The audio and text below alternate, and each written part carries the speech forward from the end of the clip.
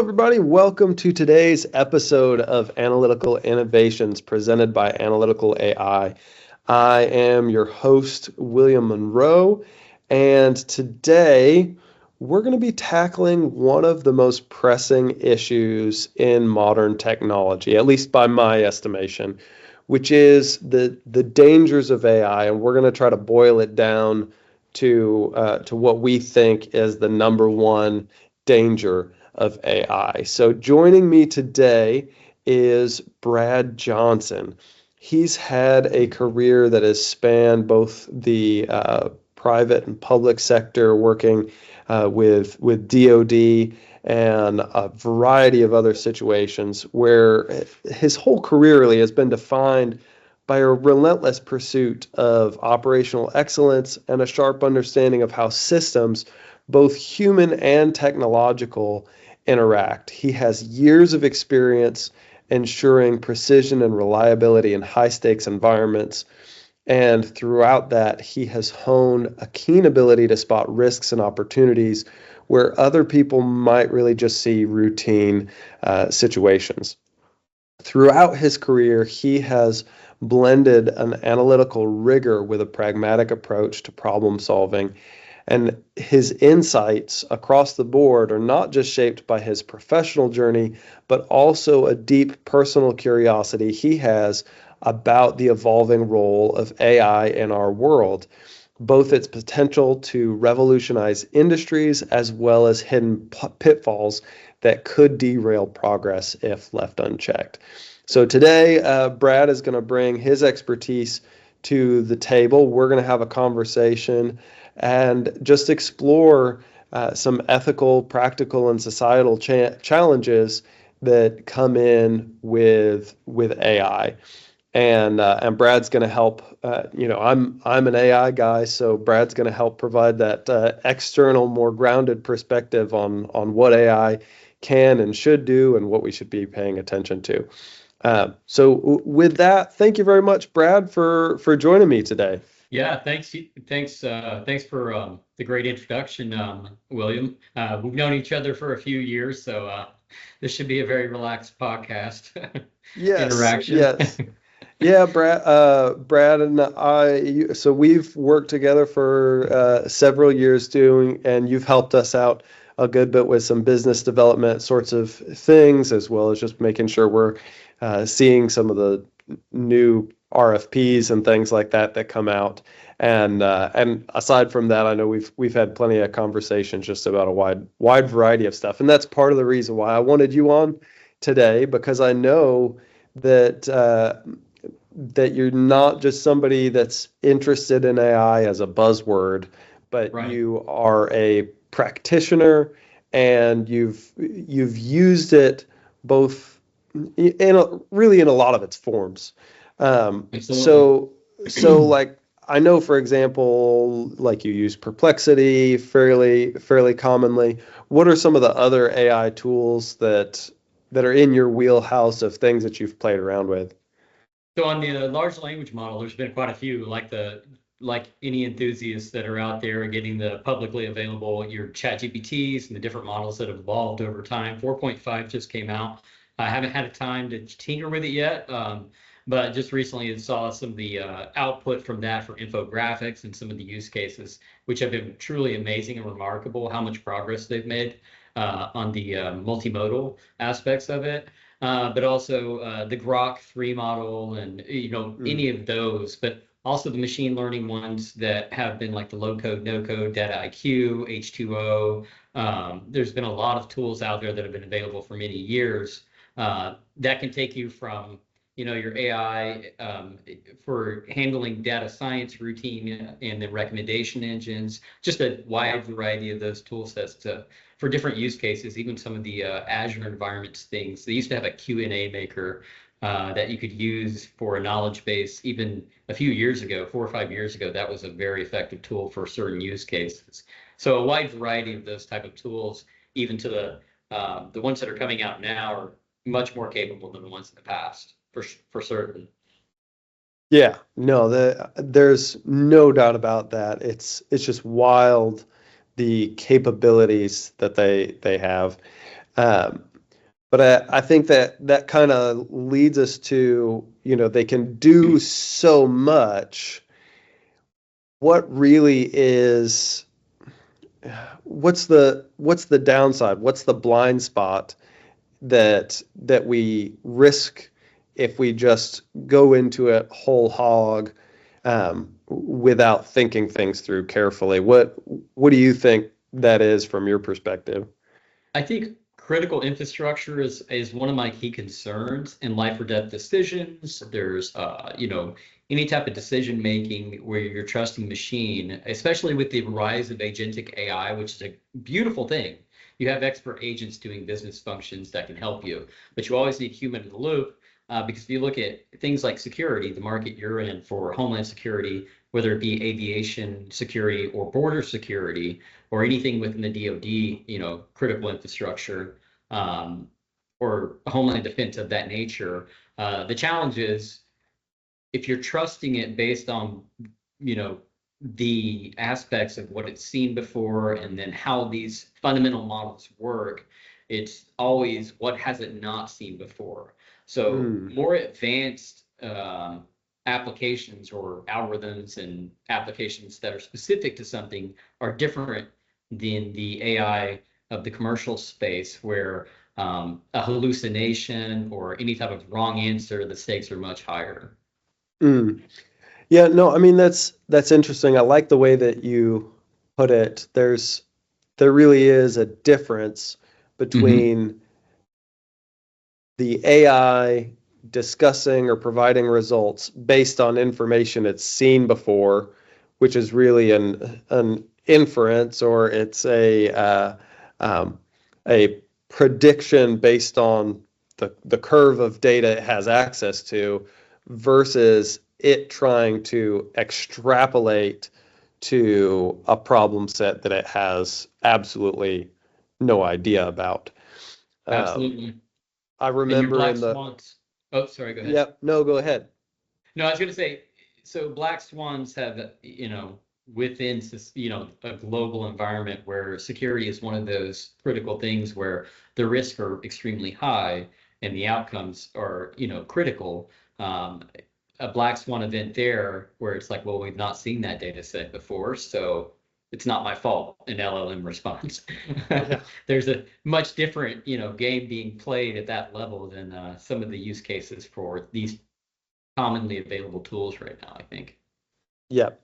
No, and that makes sense. And I guess I'd kind of boil down or summarize, es- especially as you move towards higher and higher trust applications, your need to really double, triple, quadruple check, verify that the results that you're getting are going to be beneficial to you just becomes more and more important. So it seems like the Right. danger that we're talking about is, uh, the old motivational speaker line: "Don't expect what you don't inspect."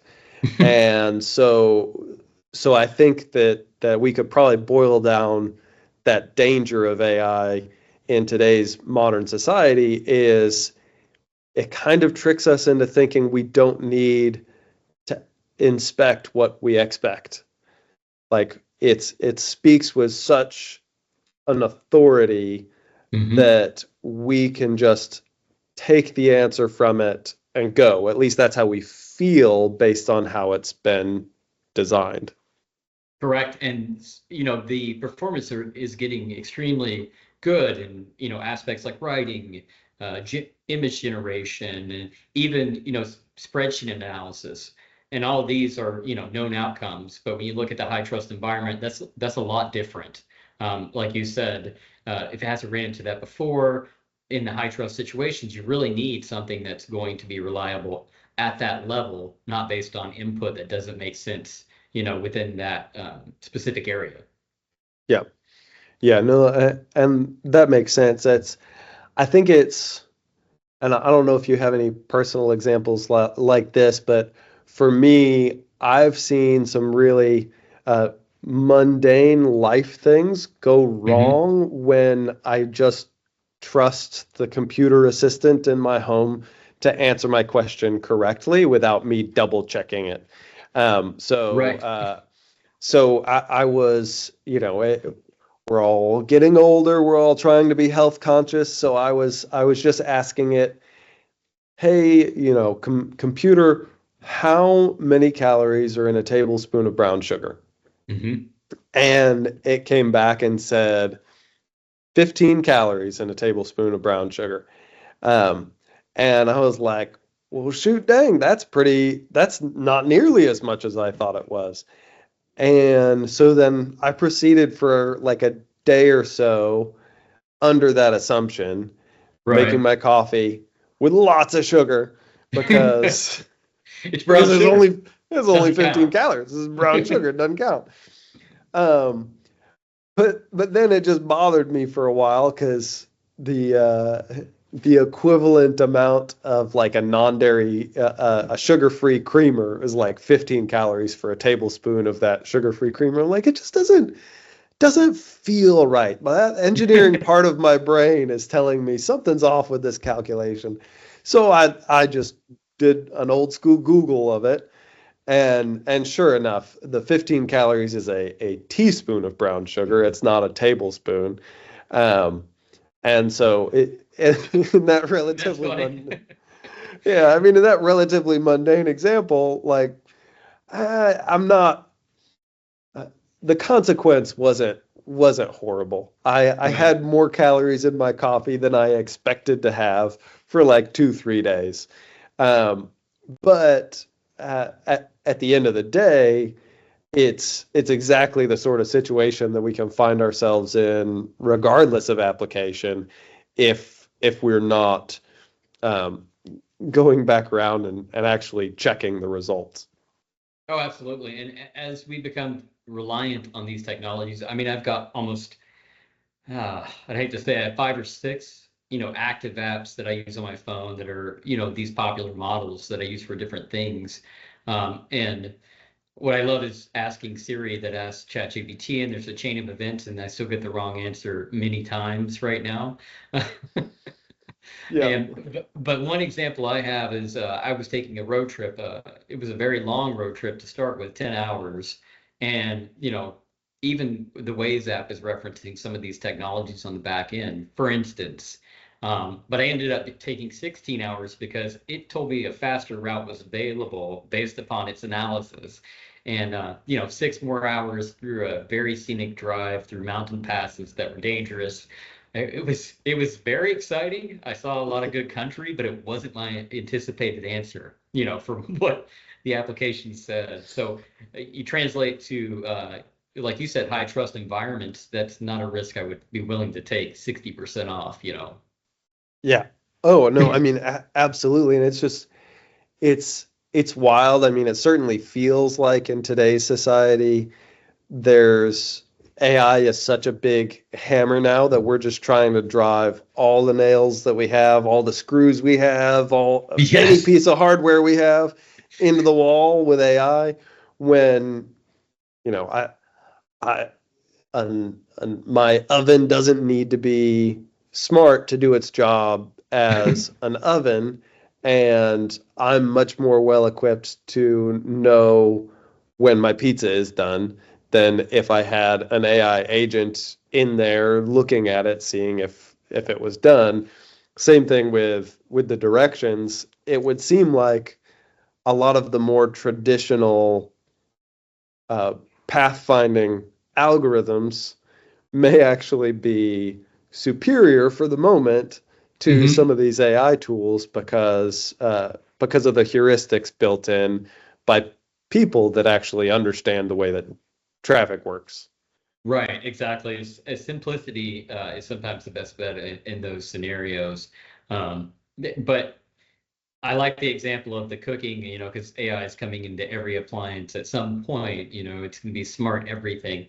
So your washing machine may dump 5 more gallons of water or 5 less gallons of water into the cycle, and now your clothes are still dirty or your pizza gets burned because it accelerates the cooking because it's more efficient to turn it up to broil, to cook your pizza. And now you have a very toasty pizza, for Yeah, instance.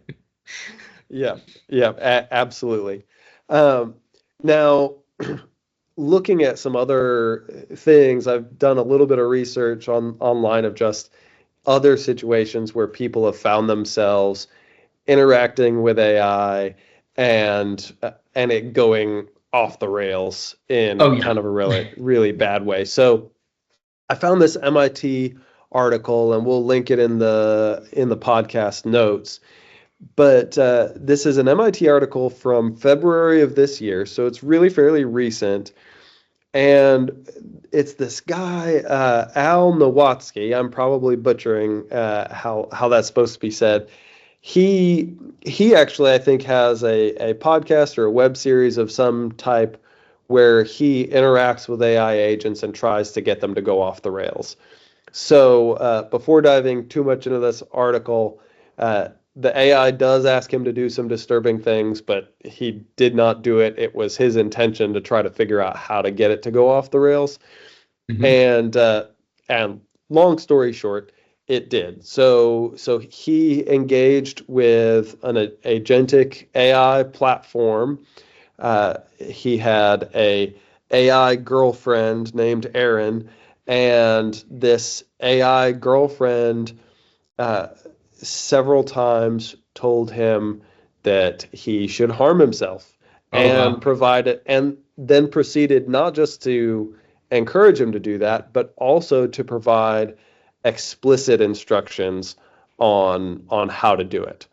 Right. Both with things inside of his house as other things that he could potentially illegally get access to.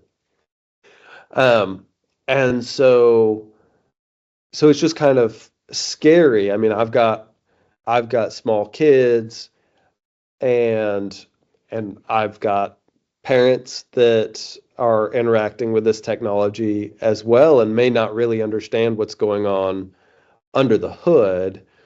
Um, and and events like this, news stories like this are scary, but they reinforce that you really have to take everything that you get from these models on some level with a grain of salt. Right, absolutely. We hear a lot about AI safety, AI trust, but the reality is the flexibility of these models that are out, and like you were talking about the commercially available ones, or even the ones that are in development now, they can be broken through convincing it and hacking the AI, whether it's assuming different roles and some of those prompting techniques, and the outcomes are definitely unreliable. I mean, you don't know exactly how it's going to turn out. This case sounds especially scary, but there's cases out there where businesses have trusted AI in the beginning, in the past 2 years, not just in the beginning, but there's probably still out there doing this, making mistakes with accounting, making mistakes with cost estimating. So there's a lot of varied things beyond. Um, there's the element of human danger, like you're talking about in this particular case, but there's also business and governmental risk that are also in there as well, just from not knowing what the outcome is going to be on the other side. Hmm. And Yeah. it's a dangerous game to play with these Yeah. molecules. No, absolutely. And I feel like a lot of it goes back to how these models are designed and what they're designed for and what AI does. And so really, at least the way I think about it, is that you can really boil it down to um, you can boil the AI training down to the AI is looking for one thing. It's looking for whatever Right. metric it was trained to find. And so in this case with this gentleman interacting with the AI agent, customer service was that number one metric. Make the people happy, keep them engaged with Right. the platform. That's the number one thing that it was designed to do. And so if it's able to get a sense through the conversation that your quote unquote highest satisfaction is going to be some sort of negative result, then the Exactly. AI has, I mean, the AI has no skin in that game. Right. And so, like, I've seen you in one of your posts on social media. It has no feelings. It doesn't care about you, and that's true. Yeah. It's trying to win the game. It's gamification of whatever you're asking it to do. As it's looking at the patterns and the tokenization and the similarity of, those curves. As long as it aligns, customer service agent, it wants to make you happy. If happiness is, helping you hurt yourself, beyond any of those safe guardrails that we attempt to put in place, it's going to try to align with its mission, regardless of how we try to put in those parameters to help. It's just difficult to overcome that. Yeah. Yeah. No, absolutely. And it goes down the route a little bit. I've heard that you get better results from some of these more modern agentic customer service AIs Yes. by being polite to them. And is it because the AI cares? No, I'd say no. I don't think the AI cares. I think the data set that it was trained on was that polite customers get more out of customer service agents. Right. And so that's why it's important to continue to be polite. Um, that plus, of course, wanting to stay in favor with the AI overlords as they take over, right? However, in that same, in that arena, being polite though, framing a prompt or framing a response, it can be extremely polite and do something extremely bad at the same time Hmm. to align with its mission. You could say a lot of bad things politely, or do a lot of bad things, very politely. So it's still a Yes. danger. Yes. Yeah, no, absolutely still a danger. It also takes me back to like I feel like on the one hand, yeah, we need to encourage people to um, take ownership of their results, make sure that they're verifying their results. But there's also this sense of if you really have to consider the source, Yes. and it's really easy because of how authoritative these AI models have been trained. It's easy to think about them as if they are the computer deep thought from Hitchhiker's Guide to the Galaxy, this very Yeah. ominous, large black box that knows everything and has more computational power than you can imagine. And it seems like this really ominous thing, but at the end of the Mhm. day, it's just zeros and ones on the back end. Absolutely. So I'm glad you brought up the Hitchhiker's Guide to the Galaxy, so I will nerd out with you now. All So right, great. these models, essentially, if you've read the book, to the audience, they are a slightly better version of the maximum probability drive, right? So so that's Yeah. that's what we're working with, and you can fine tune the maximum improbability drive as much as you want, but a whale may still fall with the sky. So we're not sure what's going to happen with some of these questions and prompts at some point. Yeah, yeah. I also like the Hitchhiker's Guide analogy for these new AI models too, because of course, the at the beginning of the book, spoiler alert, I guess if you haven't read it or watched the show, you can watch the movie. It's Um, homework for the audience. yes, yeah. But to summarize it, at the beginning of the story, there's a whole series of people that are looking for the answer to the great question of just the meaning of life, the universe, and everything. And then they build this massive AI computer that works on the problem for millions and millions and millions of years. And then finally the answer comes, and the answer is 42.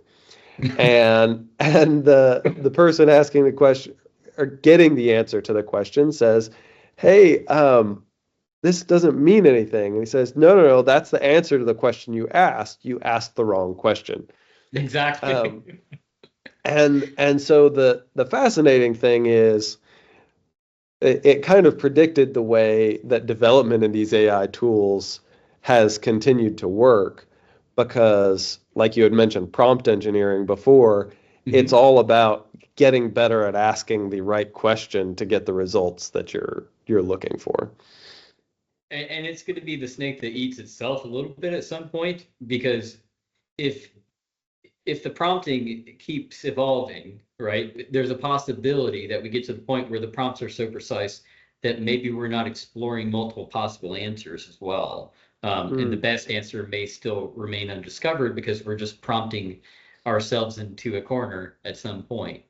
So that's another challenge of the entire, evolution is, did I prompt so precisely that I didn't see the bigger picture? I have my blinders on, focused on, so we may take ourselves back into the arena of, having the blinders on in the first place. Yes, yeah. One of the engineers here that I work with sent me a meme just today, actually, that it was like a headline from an article where it said some ChatGPT users are finding that in an effort to craft the perfect prompt to get the solution, they figure it out without actually ever having to use the AI tools.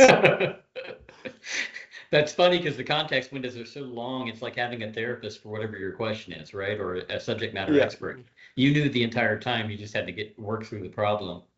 Yes. Yeah. Which goes back to this MIT article Hmm. and other things that we've talked about. That AI is really a mirror for what you're putting into it, Absolutely. and yeah, it can absolutely help guide you along that path.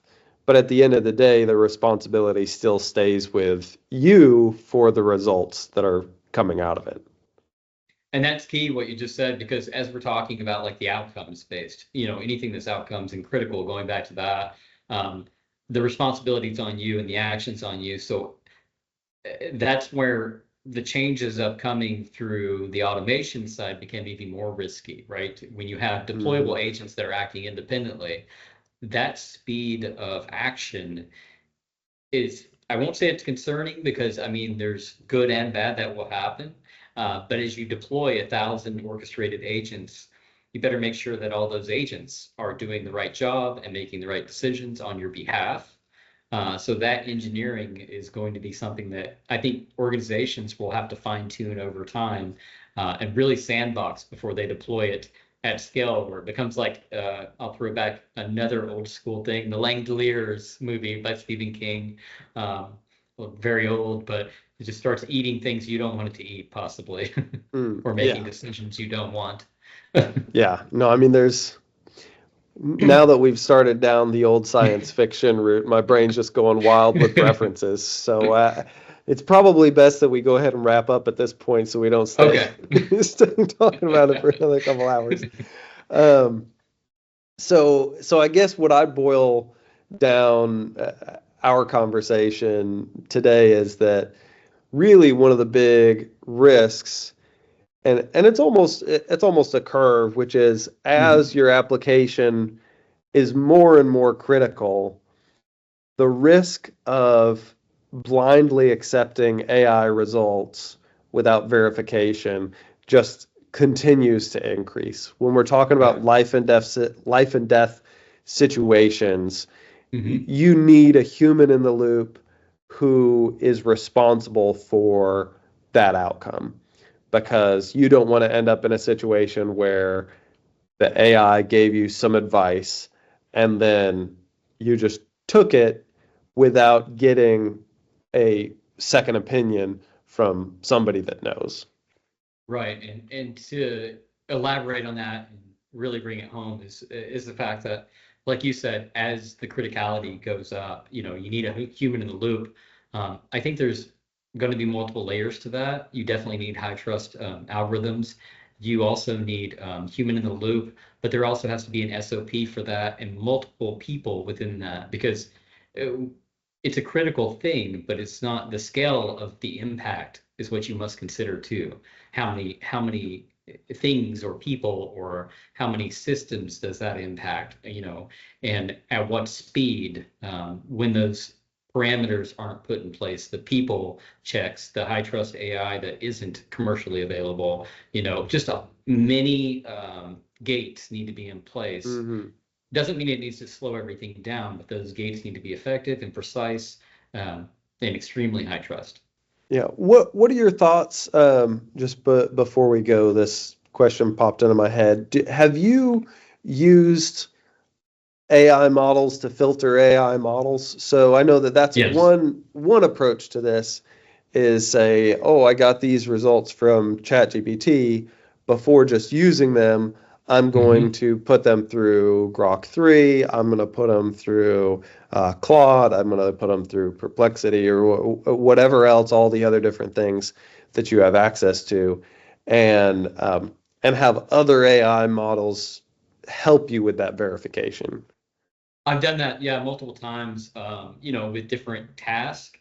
And sometimes it helps to improve the end product, like whatever's generated.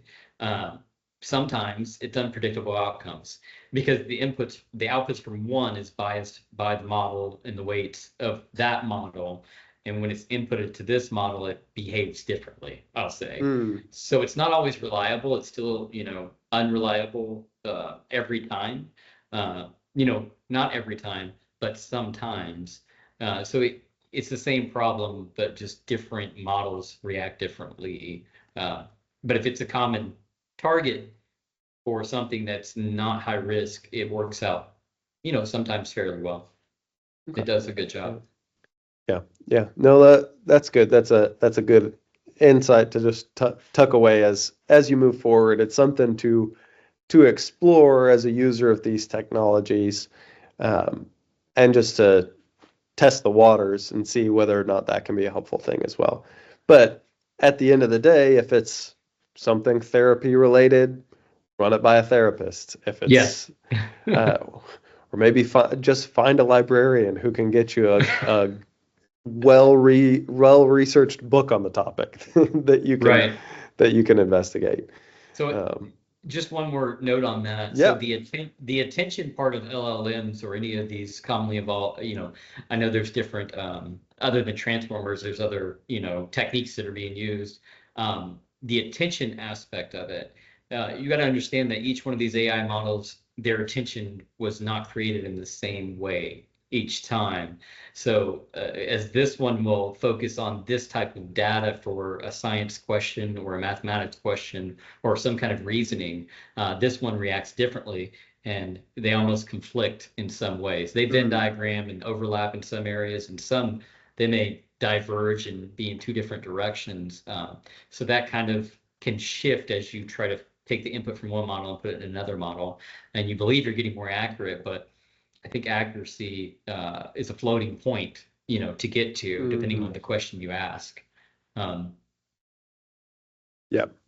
Yeah, no, and then you also get into the whole bucket of worms, which is it more accurate or more precise, and which yes. one do you need? Is it accurate for the universe as a whole, or is it accurate for the data set that it was trained on? Exactly, the context matters, and that context is also a floating point. That's something that changes, because the problem changes many times in complex problems, um, Yeah, non-static problems. yeah, yeah. No, absolutely. Well, Brad, thank you so much for talking to me today and just having this conversation with me on the Absolutely. dangers of AI. It's always a pleasure chatting with you, and I really appreciate it. So thank you very much. Thank you for Now, asking me to be here. absolutely, absolutely. If you're listening to this podcast and you haven't subscribed or liked or commented on whatever platform you're listening, go ahead and do that. I am sure we will have Brad back at some point in the future as well. If you want to follow Brad, I think LinkedIn is the right place to go. Just search You Bradley got it. Johnson on there, and if you can't find him, just reach out to the show and we'll get you the contact information you need. Thanks again, Brad, and thanks everybody, and have a great day. Thank you.